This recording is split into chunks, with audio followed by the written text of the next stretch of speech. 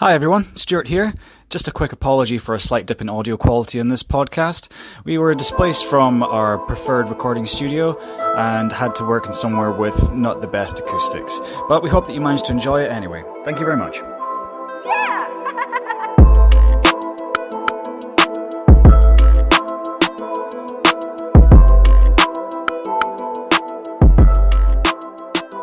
Hello and welcome back to the Fourth and Forever podcast, where we are continuing on with our series on draft needs for each NFL team. So we are looking to spend around about 20 minutes in each division, making up about 5 minutes per team, give or take.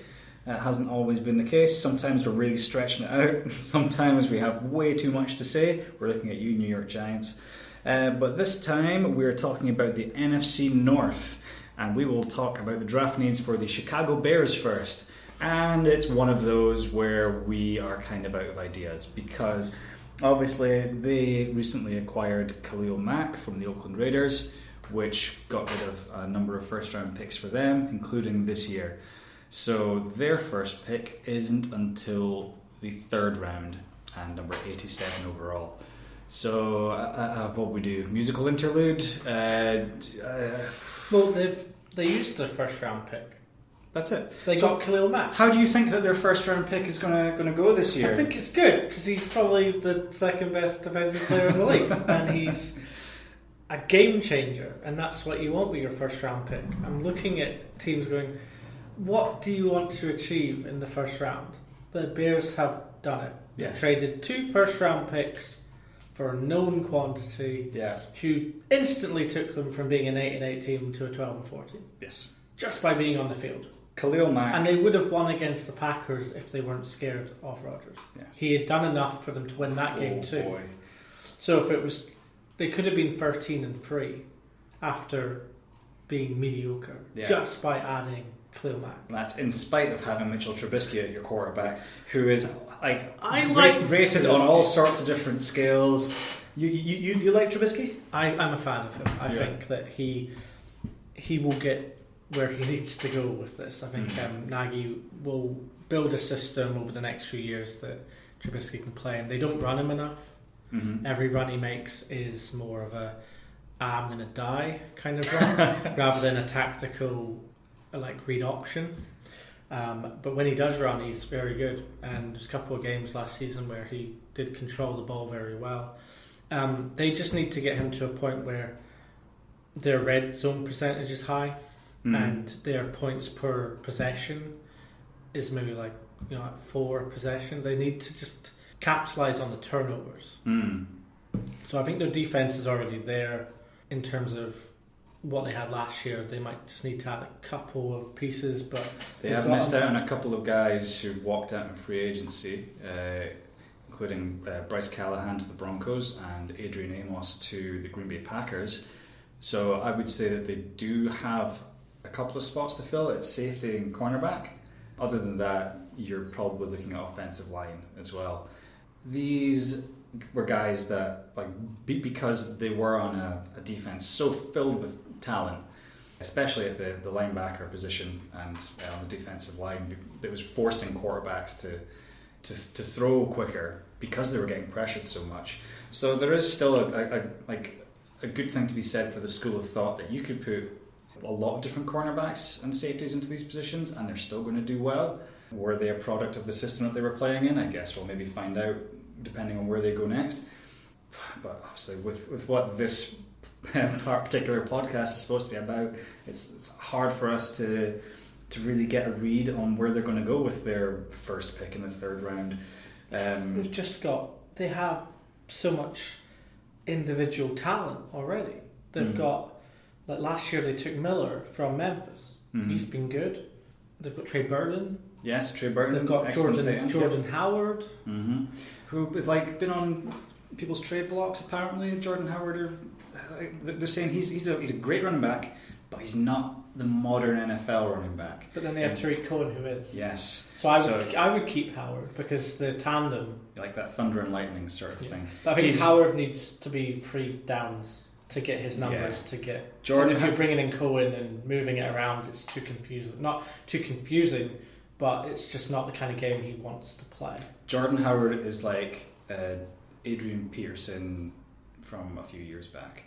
Big in terms of pounding up the middle, taking it, bouncing it outside, but in terms of being involved in the passing game, you're next to nothing. You're not really getting much out of him there, which might work for certain offenses. I still think he could be used in that Chicago offense, but I think maybe Matt Nagy is just too creative, and he'd be more suited to a power running game. I'd quite like to see him go to somewhere like I was saying Carolina, yeah.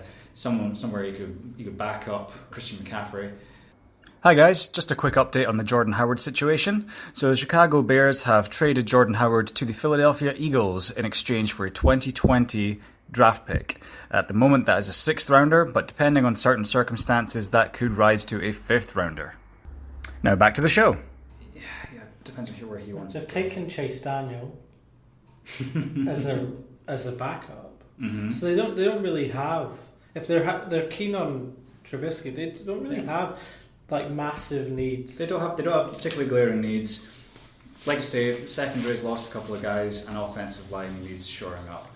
Maybe another weapon for Trubisky might be nice. They've got Clinton Dix in for where they had Amos, and a lot of Packers fans are upset that they're now paying Amos $24 million and the Bears are only paying Clinton Dix $3 million, and they don't see much difference in talent, especially for 1 year. So I think they've kind of shored up that position a bit, maybe a backup project for when Clinton Dix comes off the roster. They have someone to go straight in. It depends on your perception of Clinton Dix. He's floated around the league this last year. He's at Washington, who traded for him. He's only 26. Yeah, he's still very young, which is He's crazy. He'd be playing with one of his teammates because, from what I can see, the free safety, Eddie Jackson. Oh yeah, Eddie Jackson is the same age and went to Alabama too, so he's going to be playing with a teammate from Alabama. So I think there's a bit of cohesion there. This is something that could work out really well. But they've just got such a strong defense. I think if they can upgrade on Taylor Gabriel in that slot position, I think that might be worth it. Curveball, you're missing Vic Fangio, defensive coordinator, though, and he knew how to use those players that he had at his disposal. They got Chuck Pagano. He's a good defensive mind himself, but as long as it's not Hugh Jackson, I think. Yeah, that lack of cohesion from or sort of follow on from what Vic Fangio was doing last year. It's going to tweak things. It's not going to be quite the same machine as you had last year. So we'll see just what Chuck Pagano manages to do there. But good for Chuck. Good to see him back there. Moving on from Chicago, we move over to Michigan and go to Detroit. The Lions, they're not quite in free fall, but they've really not been all there over the last few years. They come in at number 8 overall in the first round and could do with getting a cornerback. There's been talk of them getting a tight end, but now this is something which we've discussed a little bit. We've been looking on draft boards and we're seeing as many as 4 tight ends being taken in the first round, which to our mind is ludicrous because, first of all, the tight ends that are there, they're not.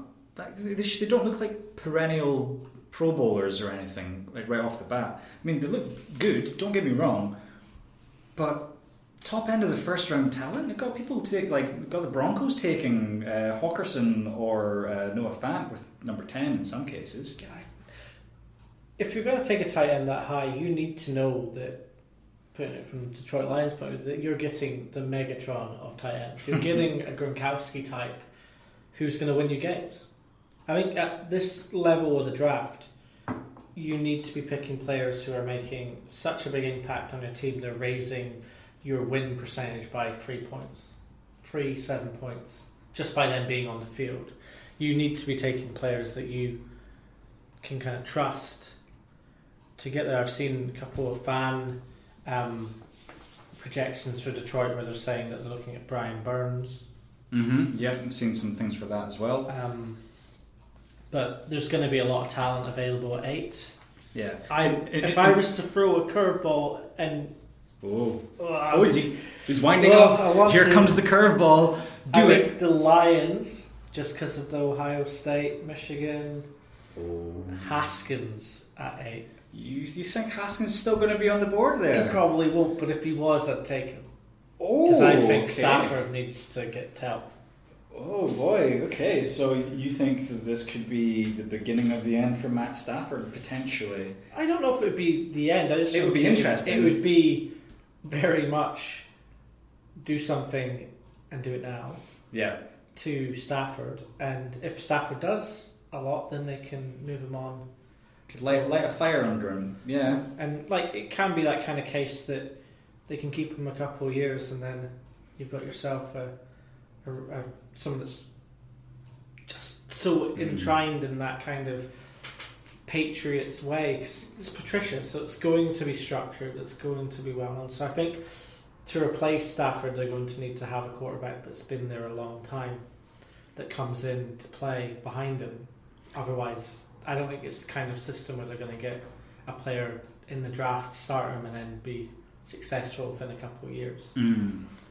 I mean, I really want Matt Stafford to do well. I think his numbers have dwindled a bit since Calvin Johnson retired. Last year was definitely a down year for him. It was his first sub 4,000 yard season since 2010 when he was out injured after 3 games. What do you think about the idea that they just keep taking running backs until one sticks? Don't like that. No. So don't do that. That's ridiculous. I think that they need another edge rusher, need another wide receiver. I'm not really sure what people have them doing outside of taking someone like Devin White, who we've said may already be gone by this point.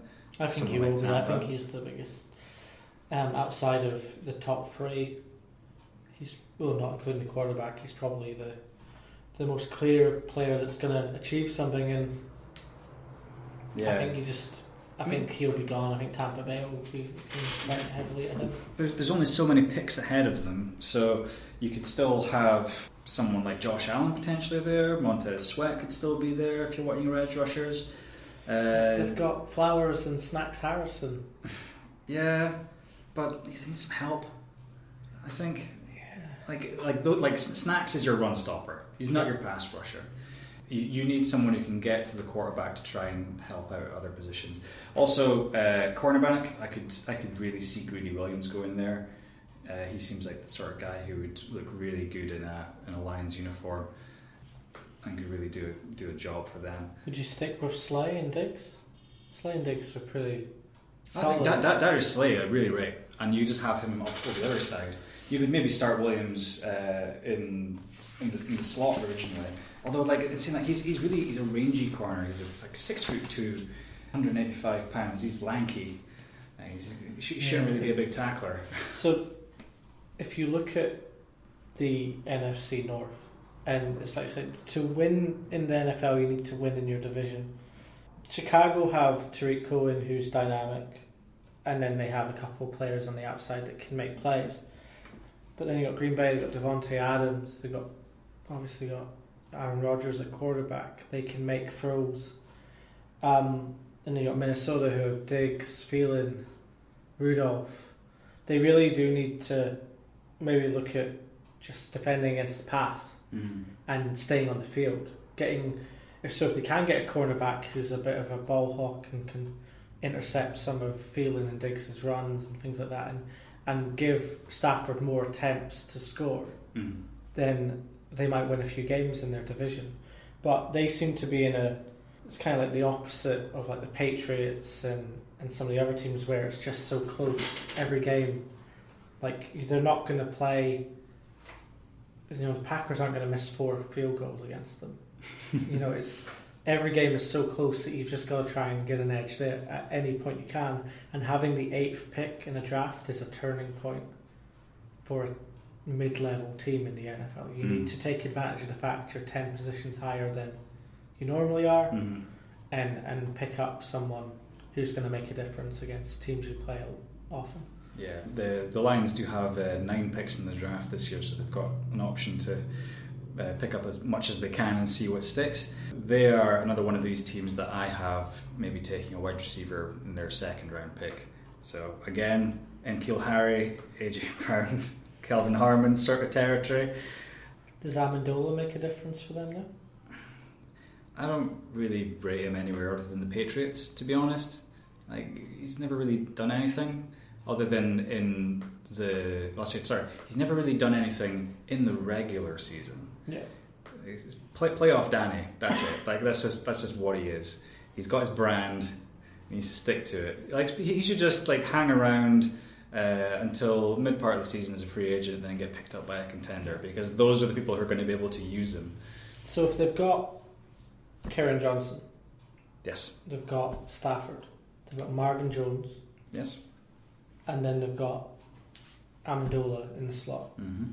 Are you looking for a wide receiver to pair with Jones? I want someone on the other side. I don't think Amendola is like if it's straight line running. Would you consider Metcalf at 8? At 8, no.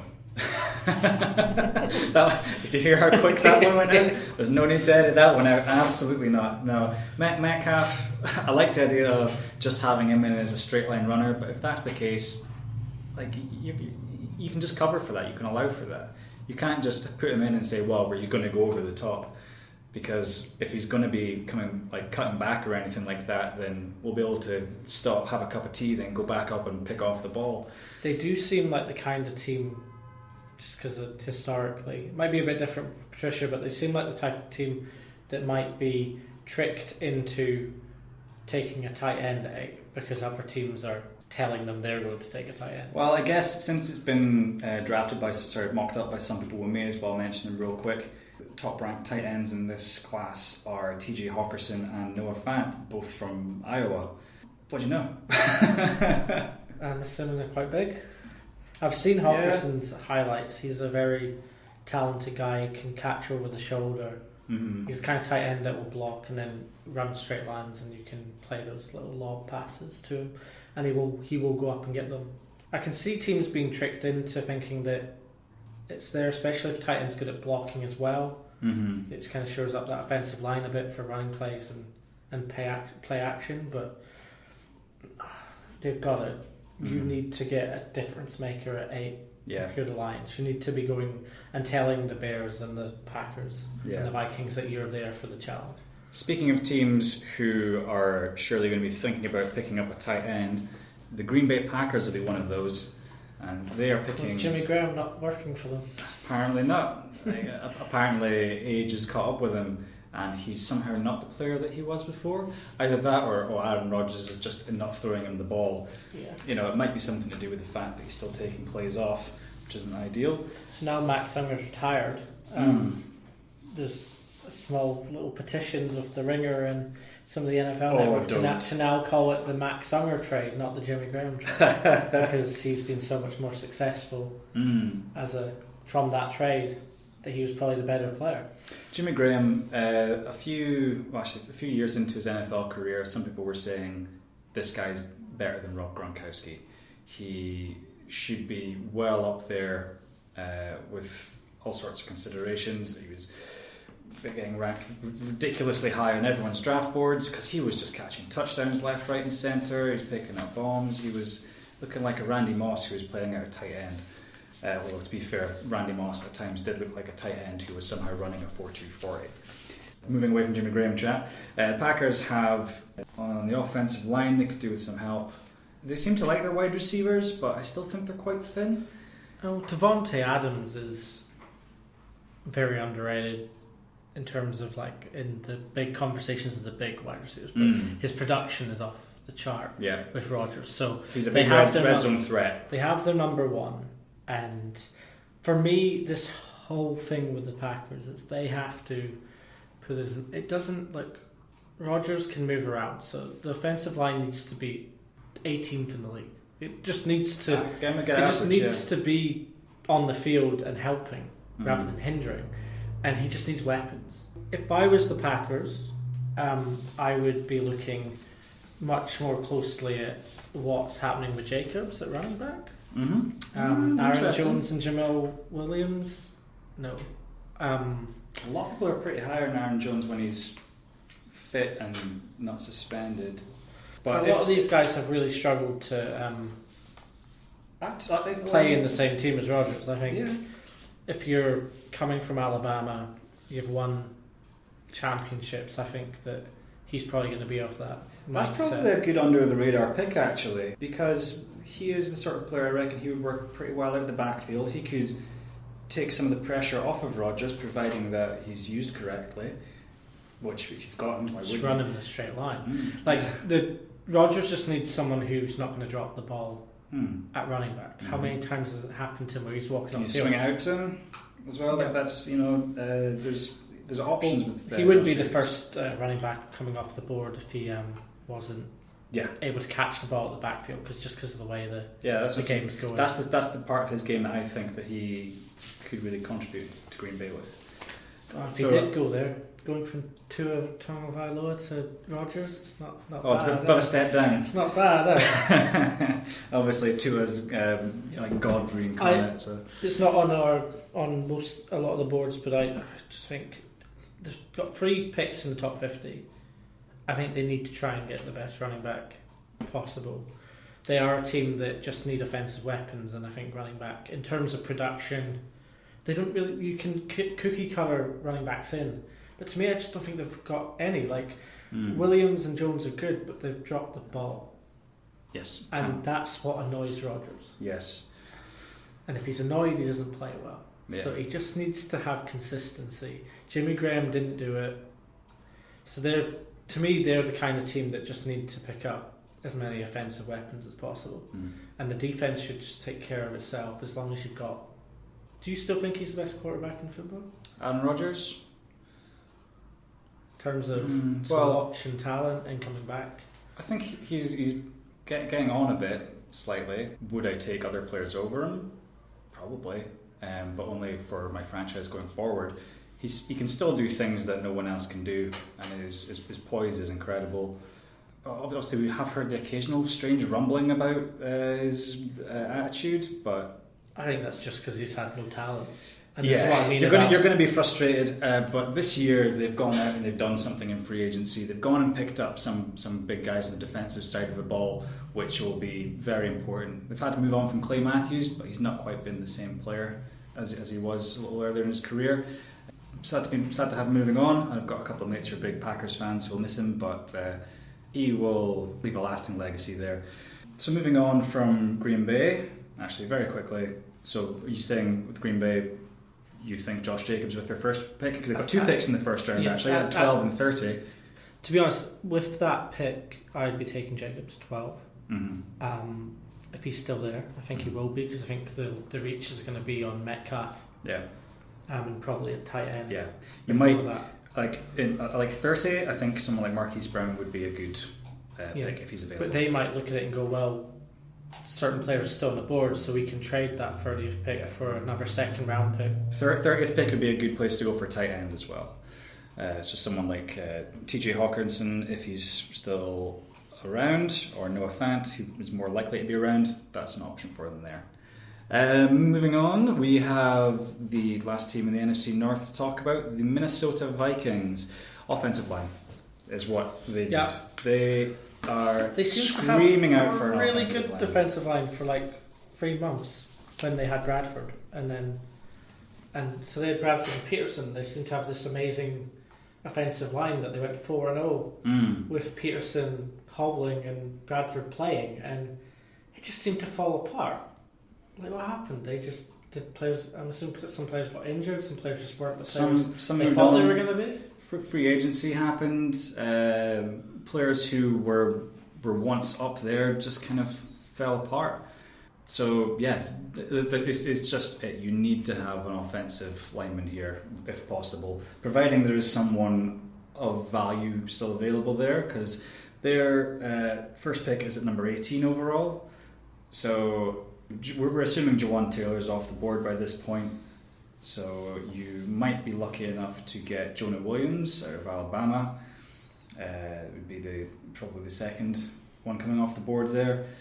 You've just got to try and protect the guy that you've paid your silly money to, Kirk Cousins. Yeah. I think from the they're scheme, like Greg Liddell might work from Ole Miss if they like him, then he could be a bit of a reach at 18. But if this is where the trouble is. So many draft analysts say that you want to go into a draft not needing a player at a position. You want to be able to take 2 or 3. You have to have other options. They need an offensive lineman. Yes. And to me, they should have just paid someone that came up.